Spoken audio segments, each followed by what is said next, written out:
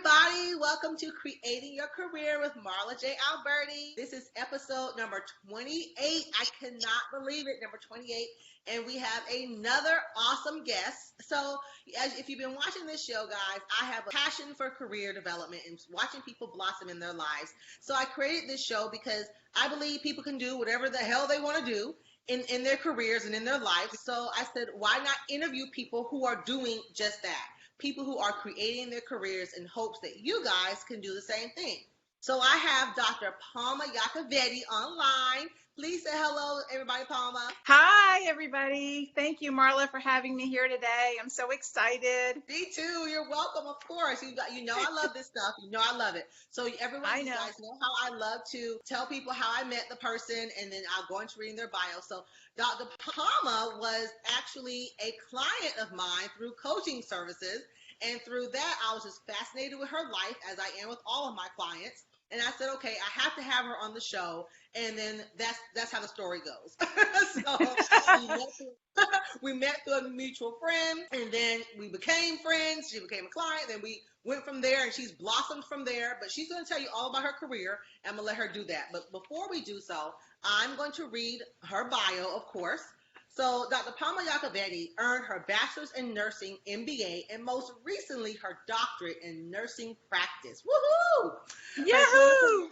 I know, right? Whoop! Okay. Her clinical nursing experience is over 23 years in which consists of pediatrics, emergency medicine, gastroenterology, I think I said that right, and gynecology.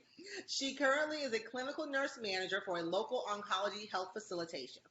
Palma is a strong advocate against workplace and school bullying, which she's going to talk about that. She currently works with her organization in teaching on the topic to nurse residents, as well as developing a plan for awareness on bullying and how to decrease its prevalence. I love that. We're going to talk about that more. Palma has also published articles around her teamwork and around collaboration with this topic. Palma has a passion to help people to advocate for those who cannot do it themselves, and there's many of them out there. I love this. Palma is also a member of the Florida's Nursing Association. Outside of work, she loves to volunteer her time towards causes, and most recently agreed to volunteer with GLOW, which is another organization of someone here local, which is Monique Rogers. I've interviewed her. Go back to that episode and watch that one. One of my greatest achievements is one of her greatest achievements is becoming a nurse, because she was told as a nurse, by one of her nurse instructors, that she would never make it. I hate when people say stuff like that. I know. It just drives me nuts, because how do you know if I'm going to make it? Anyway, but guess what? She was told to pick another career, and she did not. She's moving forward. That has been her driving force, and not to give up, and she does that both professionally and personally in her life. Welcome, Dr. Palma. Welcome. Thank you. When I hear that, I just can't believe that I've accomplished that much. And it sounds sort of, I don't know, egotistical, I guess. But I hear you say what I've done, and I think, gosh, how much I've accomplished in 23 years. And I'm proud of myself when I hear someone else say that. So I thank you for sharing all that. No, you're welcome. As you should be. I mean, sometimes we don't give ourselves the credit, and it's not being egotistical. You know, we have to give ourselves the credit. We rock, damn it, we rock. I mean, seriously, we have to give ourselves that credit. I mean, we do. This is why I created everything. So, guys, this episode is brought to you by my blog, theworkingwoman.co, where I help the 9-to-5 working woman discover work-life harmony and not work-life balance. Go over to the blog and check it out. So let's dive right in, guys, into the talk show. Dr. Palma, please tell us, how did your career begin? Tell us give us a brief history up until now. Okay. Basically, I started out as a medical assistant, and I started out as a medical assistant initially because my mom had cancer, and I just wanted to get in the health field at that point. And I have to be honest, initially, I just wanted to have that background, and my primary interest, I should say, early on before medicine, was law. And I was torn between law and medicine simply because of both. If you look at it, both career tracks advocate for for people, and you want to care for them. You want to advocate for their families. So anyway, so I thought, let me go into being a medical assistant, and I worked for a great physician who focused on holistic care and the difference that he made, because back then he did house calls, if you believe that, and we don't do house calls anymore. But anyway, so I thought, maybe this is where I want to go. And so from there, I went to nursing school, and I met up with a editor who was a patient of the physician. And he said, so how are you doing as far as finding work? And I said, well, I'm not doing so good because nobody wants to hire a new nurse. And he goes, well, why is that? I said, because I don't have experience. And he goes, well, how are you going to get experience if they don't hire you? And I said, exactly. And he did a piece on me. So what he did was he did a piece on my journey becoming a nurse, going to nursing school, passing my boards and whatnot. And then from there, I started getting interest from other organizations. But what I ended up doing, I ended up applying over here in Southeast Florida or Northeast Florida, and I ended up getting a job. So by the time that all panned out, I already got a job in Georgia. So anyway, my journey started out as a medical assistant, and that's where it took off from there. Wow. Okay. So this is very interesting. So you had your tie between nursing and law because because your thing was, okay, I want to be an advocate. So Yes. What made you ultimately pick the nursing over the law? Was law too much? Was it too heavy? Nursing is a lot. Nursing, yeah. Those are good questions. I wanted to be more personal. I wanted that personal touch, and law is great. And I worked for a great attorney. He was phenomenal. He was brilliant. He had like 5 licenses, but I just wanted it to be more personal. I wanted to be able to get to know the patient. I wanted to get to know the families. And in law, you don't have that ability really as much. There's not that holistic air about advocating. And I just like that idea of just being holistic. And that's why I went to medicine. No. Okay. Okay, guys, so you hear that makes sense. So it's okay. Basically, Dr. Palma is telling us it's okay to change your mind, right? Yes.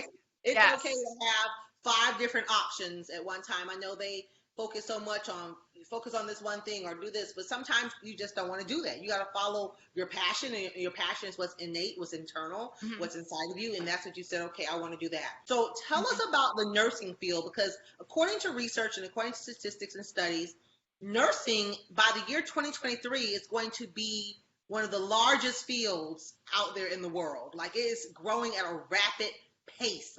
It's like we can't stop hiring nurses. So tell us about this field, and why should someone get into this field? Obviously, they make great money, obviously. However, and great money is all in the eye of the beholder, because some people, we have different scales of money, right? Right. So tell us why the field of nursing, and why would someone even want to get into this field? Because I know I couldn't do it. I can't work in hospital. I couldn't do it. No. You want to get into nursing for the right reasons. Nursing has changed. I mean, when I went to nursing school in the early 90s and what it is today, it's very different. You have to be able to be flexible and adaptable, and you have to love people. And I understand. I mean, I work with nurses in my career that didn't like specific things in nursing. Like, they didn't like to do NG tubes. They didn't like to do certain things. And that's okay. You still have to learn it and move past it.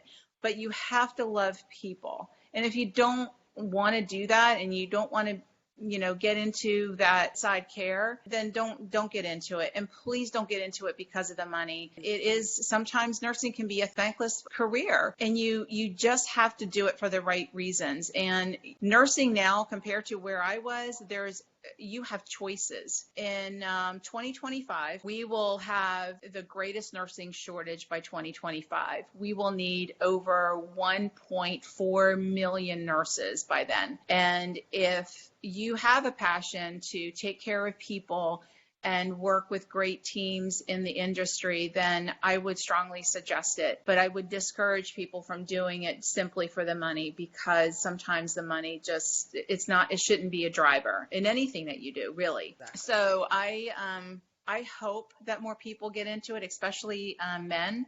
We need more male nurses, and you need to shake it up a little bit. You got to have a little testosterone in there, and they're very analytical. So we need that balance in life and in work. But It's so rewarding, and you have a lot more choices now. I would strongly recommend it. It's been a great career for me, and I've been able to take it in different paths. So I wasn't stuck in one area, as you can see by my bio. I was able to get a lot of experience in a lot of different areas. Okay, there's, you guys, again, I say it every show. I have so many questions that are rumbling.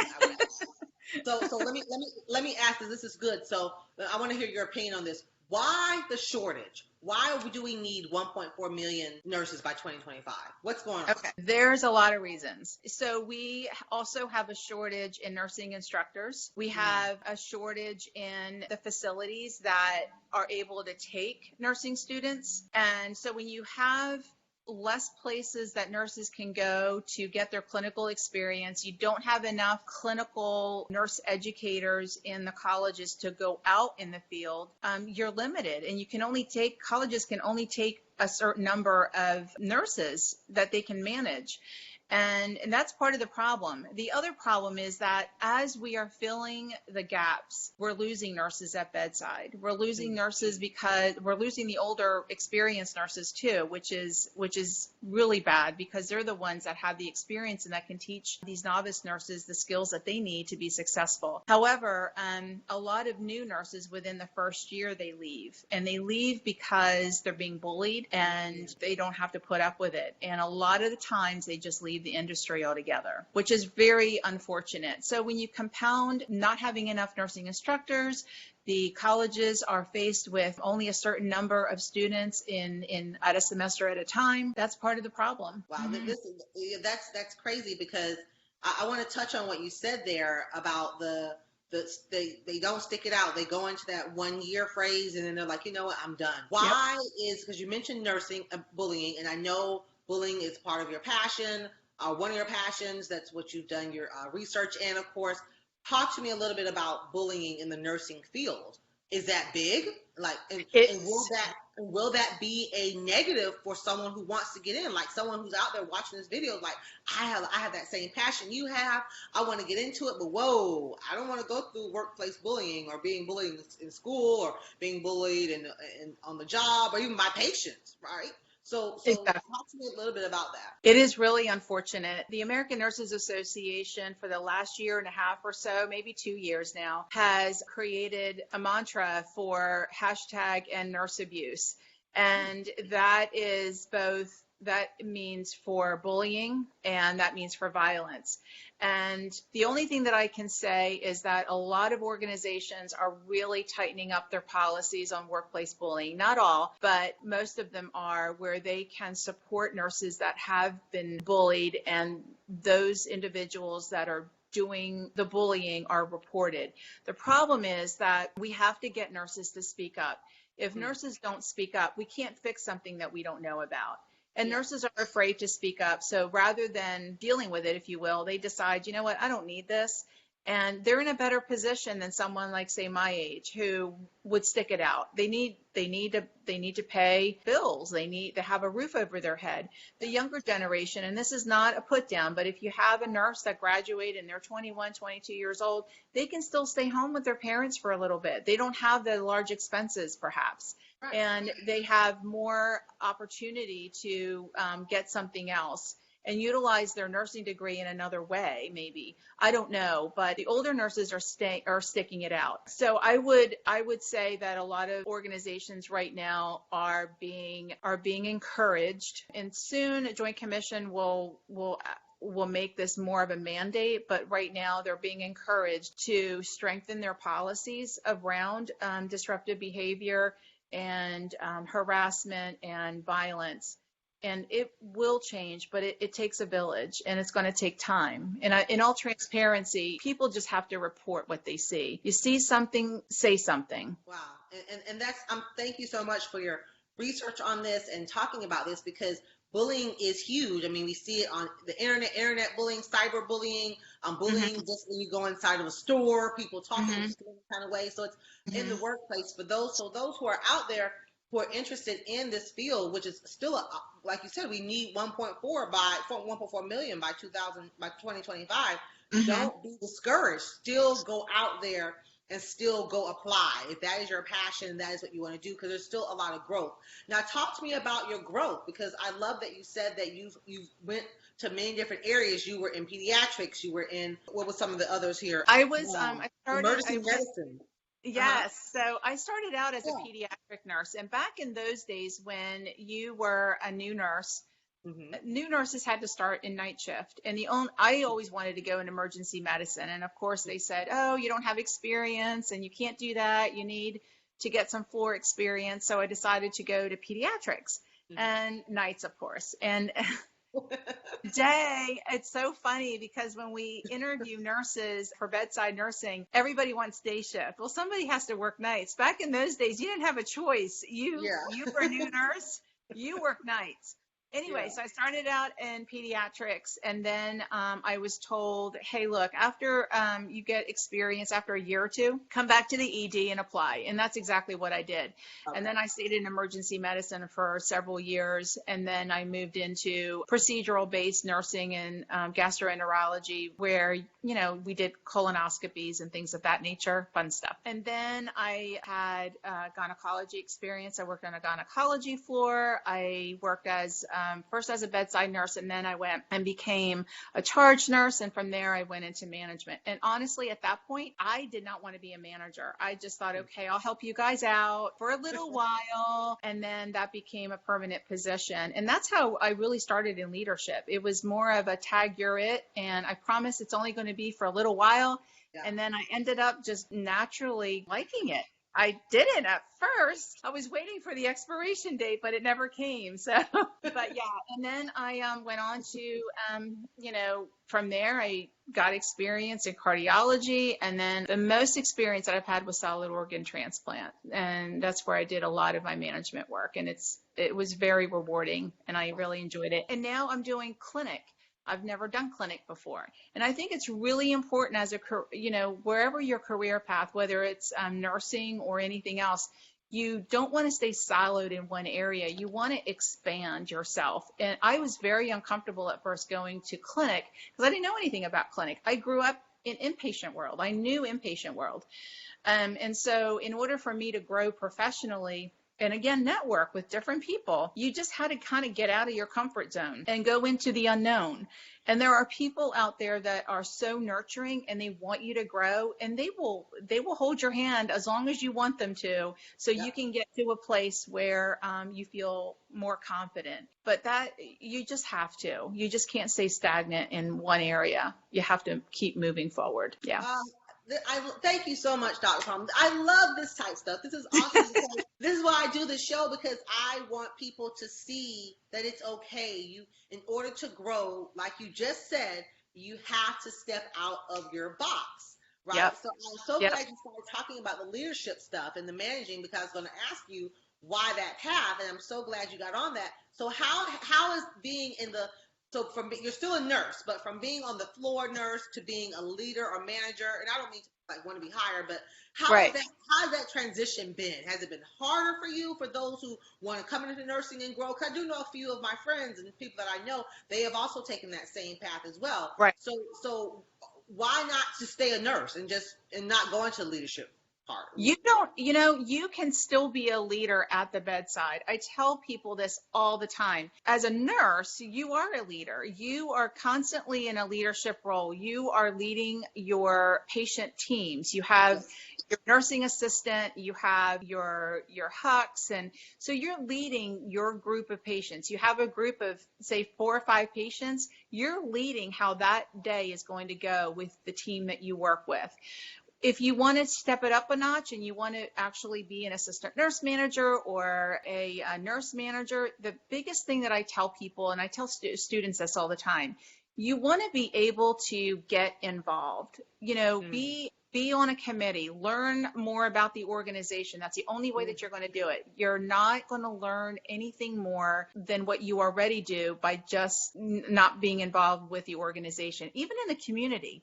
You want to be able to learn and learn how to work with other team members. So I think if you want to be a leader, you have to show others what you're made of. even Right. if it's uncomfortable. Good. And I can't stress that enough. A lot of people that come out of school, well, I don't know anything. Yes, you do.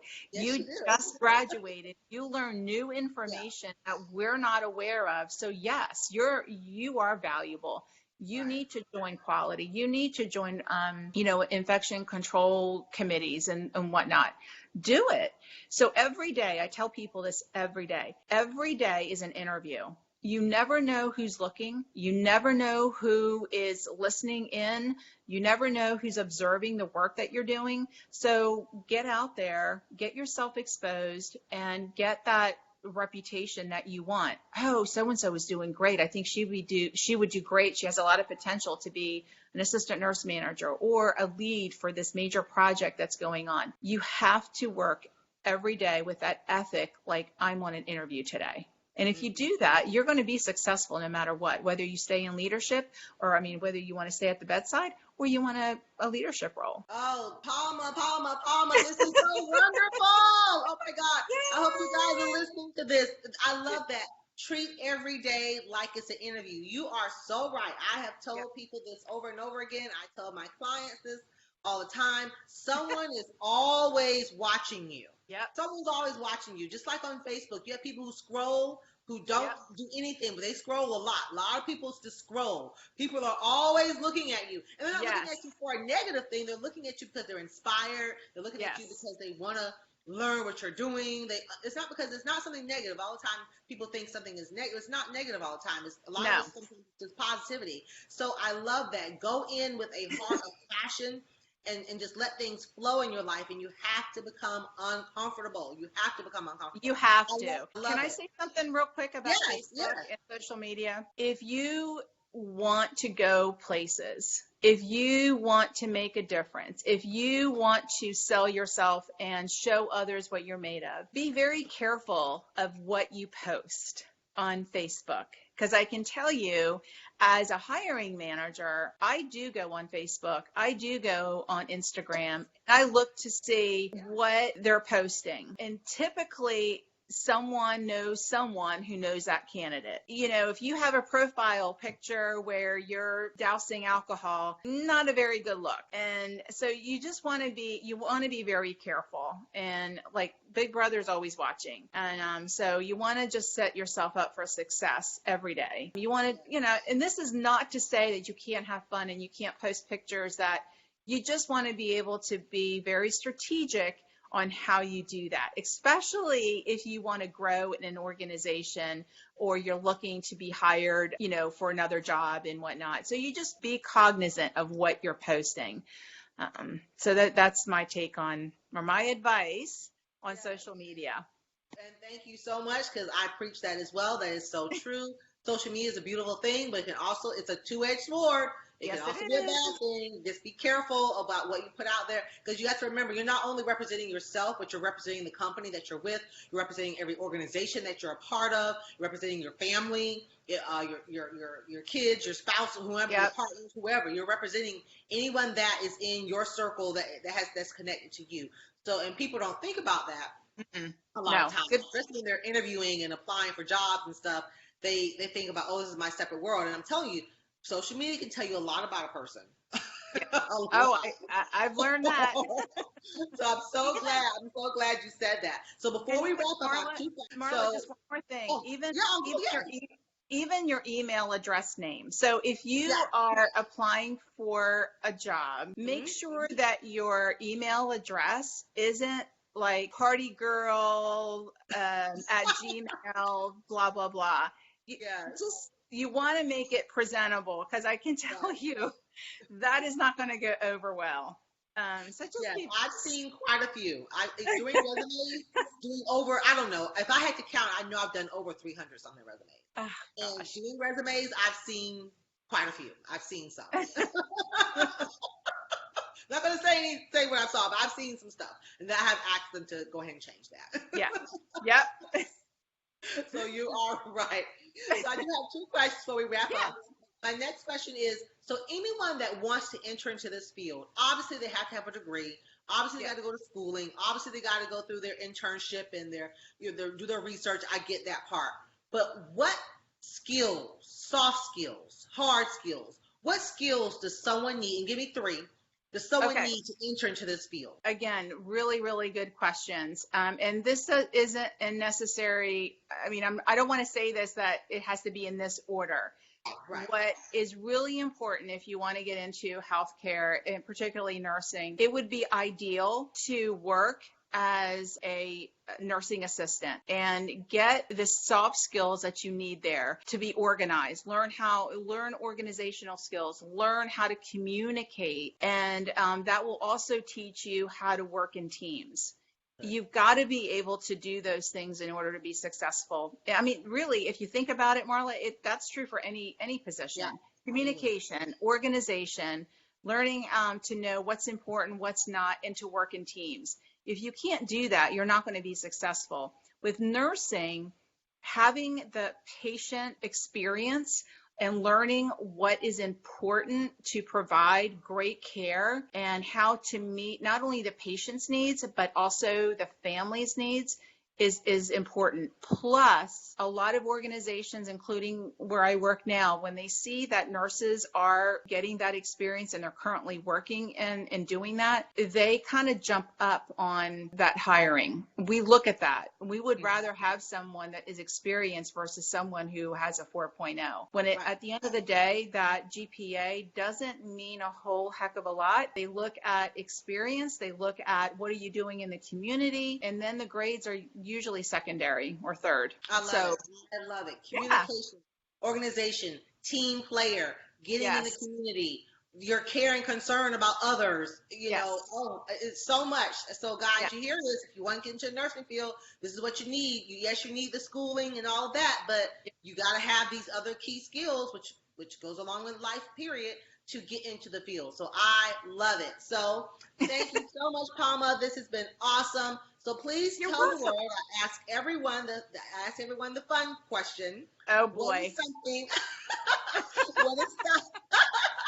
What is something about you that the world does not know? That's something interesting that you can legally tell the world, because this will be. Well, I can be pretty spontaneous. I like to do things that are a little adventurous. Okay. One of the things that I've done is I went bungee jumping. I did bungee jumping, but the other one I want to tell you about is I did a tandem jump off of an airplane a couple of years ago. I was petrified, but I just needed to do it just to say that I did it. And so I jumped out of an airplane. It was tandem. And 15,000 feet. It was the best experience and the scariest experience at the same time. So everything went great, and I had a blast. So that's something that people don't know about me. But. Wow, I did not know that myself. So wow. Oh, you didn't? I thought I told you that. Oh no! So this is awesome. Let me tell you, I have not done either one of those. I don't plan to do either one. Oh, it's so much fun. It sounds exhilarating. It does. It sounds exhilarating. I am petrified to do them both. Who never knows? Maybe later in life, we have the thing here called iFly. Shout out to iFly. I may do that, because that's like, you're literally like this high off the thing. So. Oh, come on, Marla. You got to give it a whirl. Another one of my close friends, she did it. She did tandem as well. And she jumped out of the plane, and she's like, oh, Marla, you love it. I'm like, okay, all right. And they videotape you. They videotape you, and it's so cool. She sent me her video. Yeah, she sent me her video, and I'm like, oh my God, like, kudos to you, girl. I just cannot.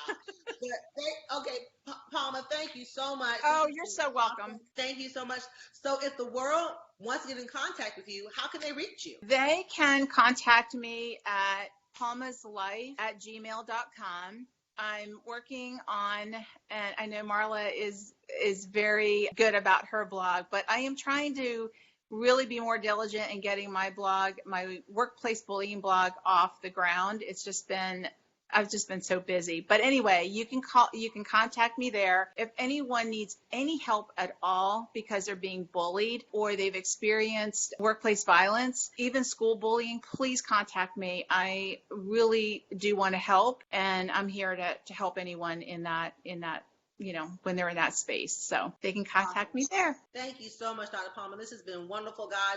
You guys know how to get in contact with us. If you want to be interviewed, email us at contact@truthspeakscoaching.com. I'm always looking for people to interview. I'm setting up my 2020 schedule right now as we speak. Dr. Palma, this has been wonderful. I hope you guys now have a new, a fresh mindset now on becoming a nurse, what it takes to become a nurse, get into the medical field. If you're passionate about healthcare, this is it, guys. Palma, thank you so much, and we will Thank see you. Thank you, Marla. I really appreciate your time. You're welcome, guys, and we will see you guys next week or next month for another great show. Bye.